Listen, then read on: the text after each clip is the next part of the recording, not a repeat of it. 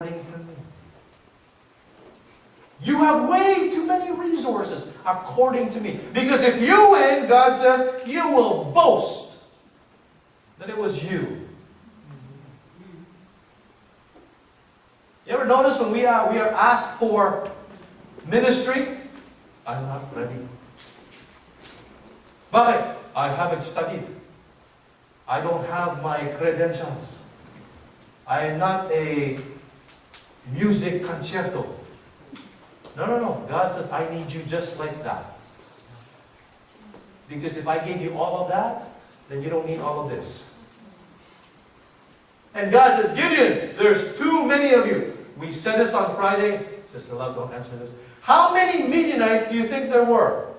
You know this. They said in chapter 8, 135,000 Midianites against 32,000 Israelites. Let's rumble. No, there's too many. So what did they say? Who's scared? If you're scared, please go home. And you think, oh, kalahati, uy, sigurado. No.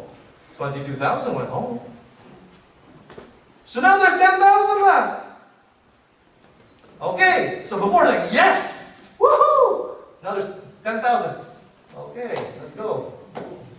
Oh, take it, you're not ready yet. There's one more test. Go to the water and drink. Those who rush in, self-serving, jump into the water. I don't want those.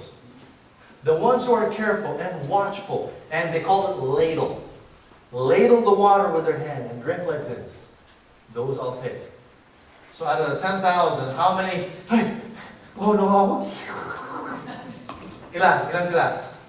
9,700. Yung mga... Oh, sige, mo na.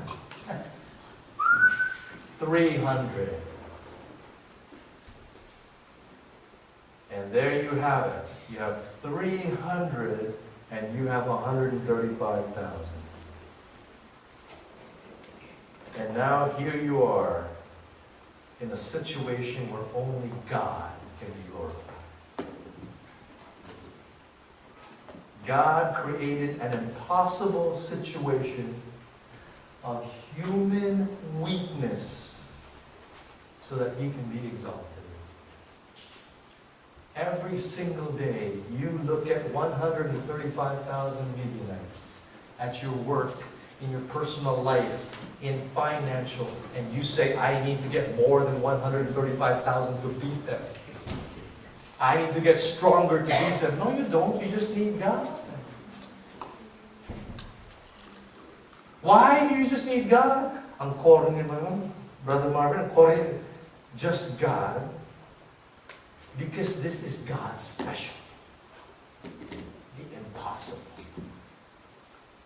Luke 18:27. What is impossible with men is possible with God.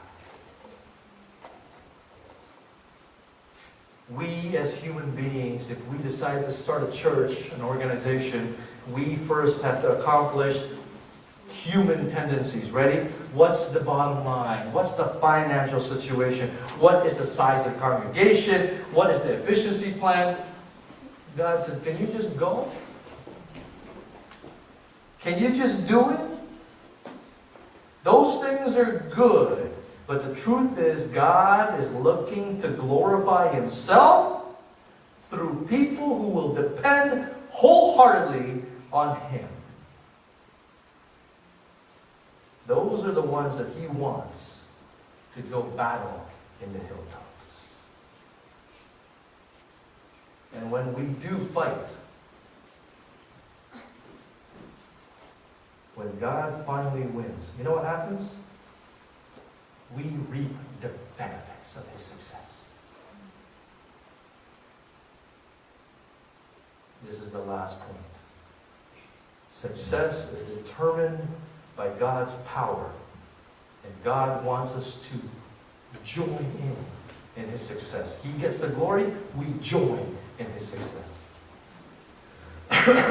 D.L. Moody said, give me 10 men who fear nothing but sin and love nothing but God, and I will change the world. This is the story of the Israelites. Now, you know what happened, right? So you have 135,000 men, and God said, okay, we're going to go fight. First, I need 300 of you to go fight 135,000 people. And then number 2, I will only take the polite drinkers. And then number 3, here's what we're going to use to go fight. Bring a torch. Bring a jar. And bring a trumpet. What? What are we going to do? We're going to cook them food? We're going to sing for them? What are we going to do? No, you're going to fight my way. You know what God's fighting is? His way? He wins, you enjoy. You know, a lot of the problems when I'm dealing with youth is, I sit down with them after months and months of talking, they always say to me, Marvin, I'm so tired. Families, Marvin, I'm so tired. Kapatid, I'm so tired. I go, why? I'm fighting so hard. I said, why? To carry all this armor. Why? It's what do you mean, why? I told you I'm tired. I said, next time bring a torch, a jar, and a trumpet. And then what? And watch. That's what they did. 135,000 people. They fought each other. 120,000 killed each other. 120,000. 15,000 left. They ran away. What did they do?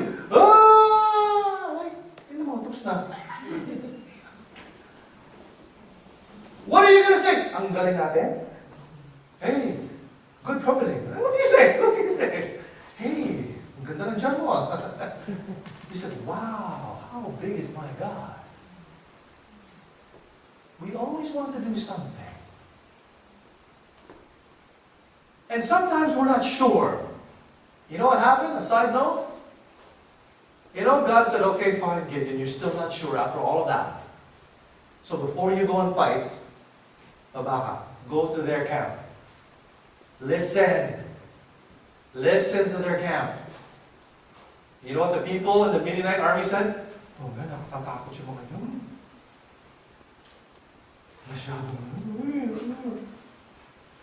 And Gideon said, oh wow. What is that telling you? Your enemy is frightened of you.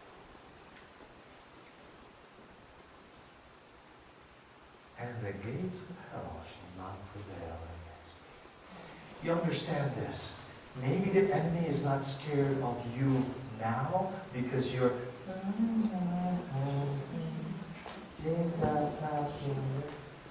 but the enemy is scared of what you can be when you put God in your Gideon life.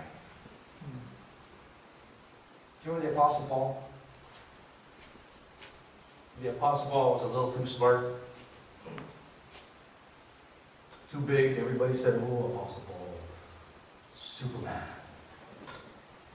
He was in danger of being too big. So what did God do? He brought a weakness into his life. That Paul had to keep relying on God.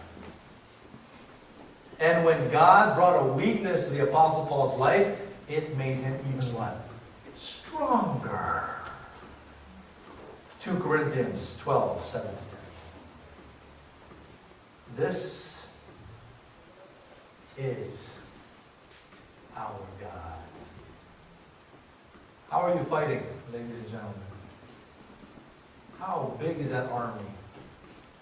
Surrounding you, overwhelming you. Where is it?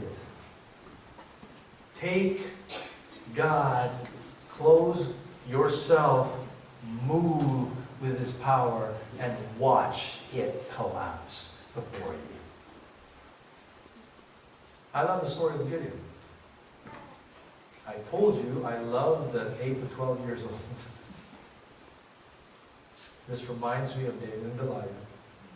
This reminds me of everything underweight, overwhelming, impossibility. You know, the Moses day, everything that you can think of. Can you just close your eyes and bow your heads?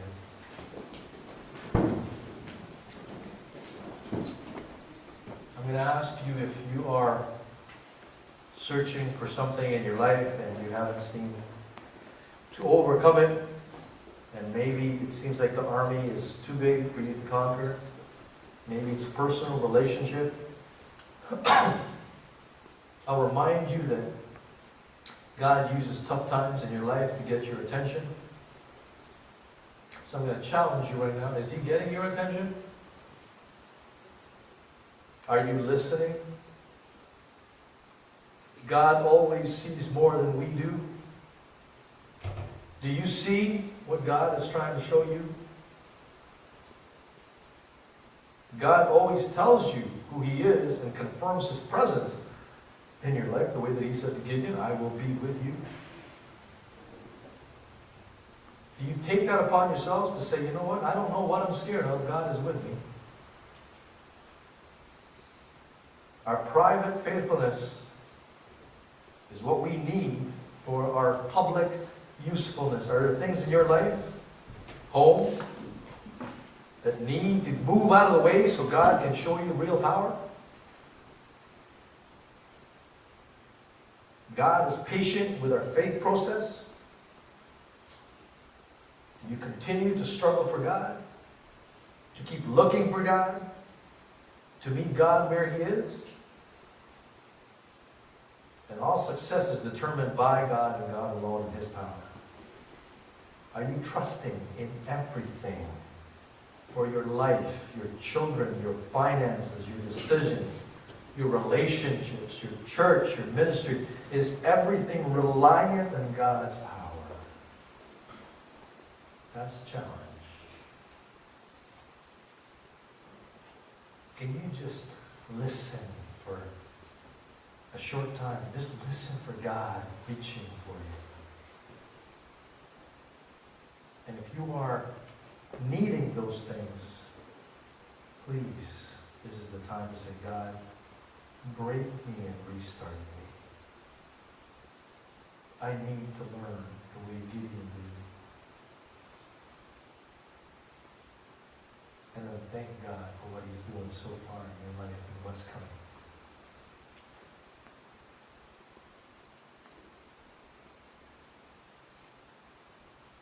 Lord, we give You all that we are. We thank You for giving us so many things: families, relationship, opportunities, resources, a place that we can worship and minister in this church, a community that we can reach out for You in Your name.